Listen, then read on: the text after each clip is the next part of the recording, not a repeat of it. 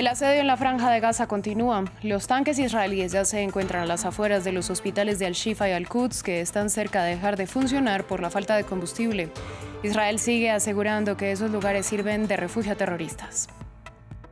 La Corte Suprema de Estados Unidos adoptó el primer código ético de su historia. La decisión del tribunal se produce en medio de numerosas críticas por diversos regalos de benefactores a algunos jueces que no eran declarados. Hay polémica, pues el texto deja en manos de los propios magistrados garantizar su aplicación. Ampliamos desde Washington.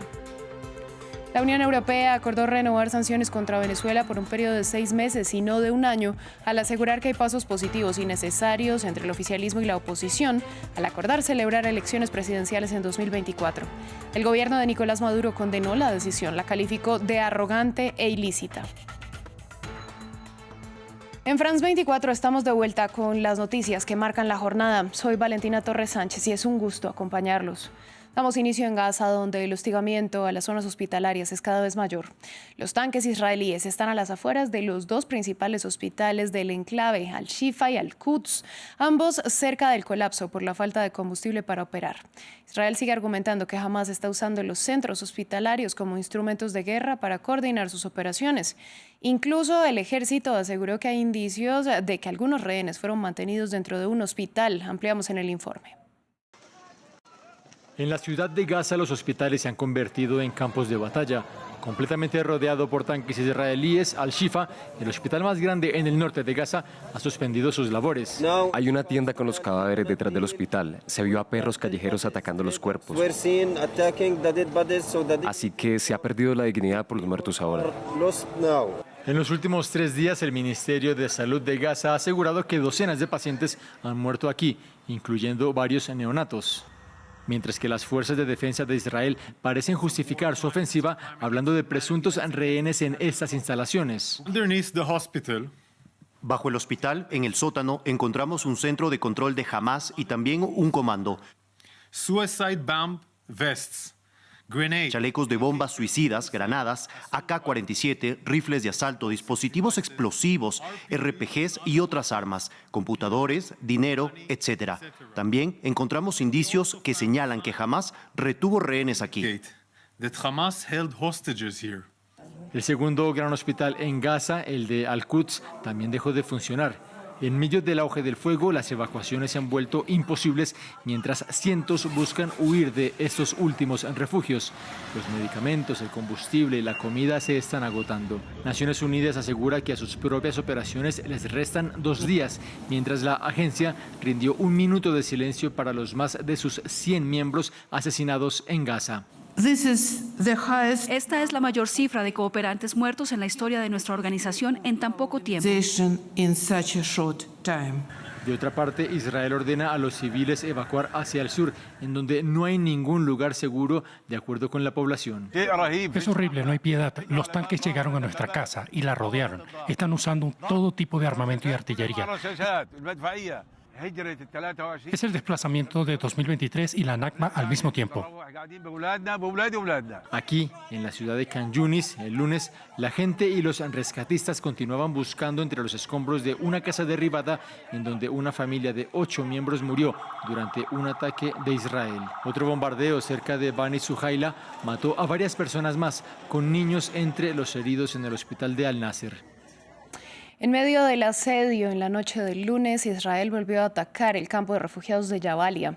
De acuerdo con lo informado por Hamás, al menos 30 personas perdieron la vida en medio del bombardeo.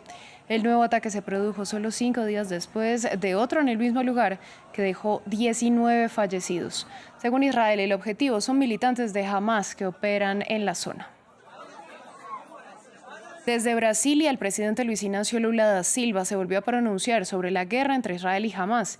Explicó que aunque Brasil no cataloga al grupo como terrorista, porque el Consejo de Seguridad de la ONU tampoco lo considera así, sus acciones del 7 de octubre sí fueron terroristas. También criticó con fuerza a Israel y acusó a Benjamin Netanyahu de querer borrar el enclave palestino. Esto fue lo que dijo en una rueda de prensa. En esta guerra, tras el acto de terrorismo llevado a cabo por Hamás, las consecuencias, la solución del Estado de Israel es tan grave como la de Hamás. Porque están matando a gente inocente, sin ningún criterio.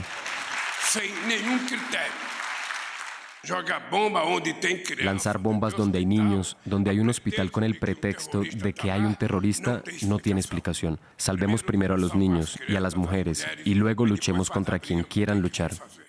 En otras noticias, la Corte Suprema de Estados Unidos publicó el primer código de ética de su historia. Se trata de un documento que surge ante las continuas críticas por diversos regalos de benefactores que los magistrados no declaraban. Cristóbal Vázquez, corresponsal de France 24 en Washington, D.C., nos habló sobre quién vigilará que lo estipulado en el texto se cumpla. Precisamente esa es otra de las grandes críticas que se le hace a este nuevo código de ética. Es voluntaria la aplicación de estos nuevos 5 códigos, pero pues lo que están diciendo expertos legales acá en Washington es que precisamente ese carácter voluntario de aplicar estos principios éticos pues no han funcionado en el pasado. Durante años se registró y sin embargo no se conoció públicamente estos dineros que estaban entrando de parte de multimillonarios a bolsillos de los magistrados de la Corte en viajes, en regalos, y lo que también están diciendo expertos es que este código se queda corto en cuanto a si se va a hacer de forma voluntaria, que al menos se presenten formas de cómo se va a penalizar en caso de que se encuentren violaciones a estos códigos, a estos 5 nuevos códigos, pero ahí también se queda corto, no hay información al respecto y pues los demócratas en el Congreso están ya expresándose en contra de este código, diciendo que es necesario que haya un cierto equipo que controle, que haga, que vigile las prácticas que se han venido dando y que han reportado varios medios como ProPublica acá en Estados Unidos sobre los intereses financieros de muchas personas que a través de la Corte se terminan materializando con regalos o viajes a los magistrados. La Unión Europea renovó las sanciones contra Venezuela por 6 meses y no por un año como es habitual. La decisión se produce porque, según el bloque, hay avances necesarios entre el oficialismo y la oposición al haber acordado la celebración de elecciones en 2024. Caracas cargó contra el bloque, dijo que no podrá participar en los procesos electorales del próximo año. Daniela Zambrano, corresponsal de France 24, nos amplió desde la capital venezolana. A través de un comunicado emitido por la Cancillería, el gobierno de Nicolás Maduro calificó de ilícita y arrogante esta decisión de la Unión Europea de prorrogar 6 meses más las sanciones contra funcionarios del gobierno venezolano. En el comunicado aseguran además que la Unión Europea se estaría inhabilitando para poder participar en procesos políticos en Venezuela, tal y como es la observación para las elecciones presidenciales previstas para el año 2024. Dice además que estas restricciones afectan la posibilidad de un diálogo constructivo y respetuoso entre los estados. Estas sanciones están vigentes desde el año 2017. A diferencia de las impuestas por Estados Unidos contra el Estado venezolano en la industria petrolera, las sanciones de la Unión Europea afectarían directamente a funcionarios y no a la población. Entre los sancionados están la vicepresidenta Delcy Rodríguez, el actual presidente del Consejo Nacional Electoral, Elvis Amoroso, el director del Servicio Bolivariano de Inteligencia, el exministro Tarek El Aissami, el vicepresidente del Partido Socialista Unido de Venezuela, Diosdado Cabello. Precisamente fue Diosdado Cabello uno de los primeros en reaccionar. Asegura que esta decisión de prorrogar 6 meses más las sanciones por parte de la Unión Europea obedece a una orden de Estados Unidos y que la Unión Europea estaría subestimando al gobierno de Nicolás Maduro. Es importante destacar que estas sanciones, según la Unión Europea, no afectan a la población venezolana, sino directamente a los funcionarios y consisten en el congelamiento de activos y en la prohibición de que puedan ingresar a territorio de la Unión Europea. El ex canciller mexicano Marcelo Ebrard no buscará ser candidato presidencial con otro partido y se queda en el movimiento oficialista Morena. El mismo Ebrard confirmó la noticia y agregó que pactó un entendimiento político con la candidata presidencial Claudia Sheinbaum. Ambos se midieron en las encuestas internas de Morena de septiembre para elegir a un candidato único para 2024. Ebrard perdió, denunció irregularidades y afirmó que no se sometería a Sheinbaum, pero ahora dice que luchará por cuidar el partido de Andrés Manuel López Obrador. Así llegamos al final de esta emisión de Noticias en France 24. A ustedes les agradecemos su sintonía, los invitamos a que continúen con nosotros, que volvemos en breve con más información.